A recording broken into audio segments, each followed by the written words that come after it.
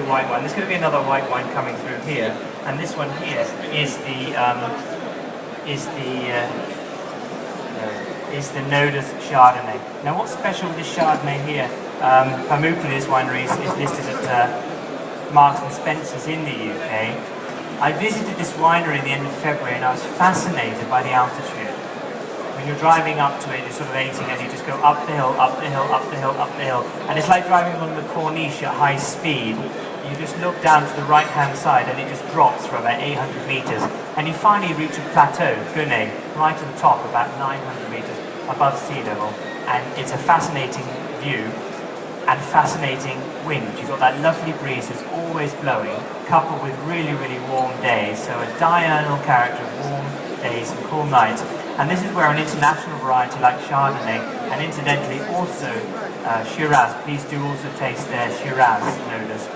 Fascinating, absolutely fascinating results come from that as well. This one is the 2010 vintage, barrel fermented, but I tasted some older vintages as well, 09 and also the 08, and it's amazing, the oak is certainly present in the first initial. This has only been bottled recently, but when you try the 09, the 08, the oak just blends in with a little bit of bottle age into the character of the wine. You get this lovely sort of very rich style of Chardonnay that is highly attractive, and it almost has very sort of a burgundy character as well. Very well touched.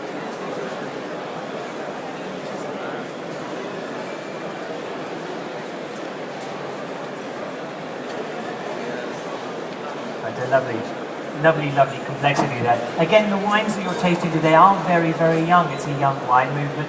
I had the opportunity to taste a few of the older vintages while I was there, and you do see how they do age, and it is very, very exciting.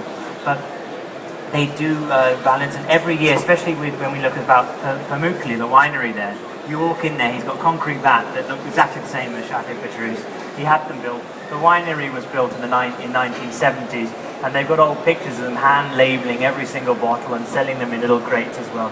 So things have changed a great deal since then, and the winemaking is very, very high standard.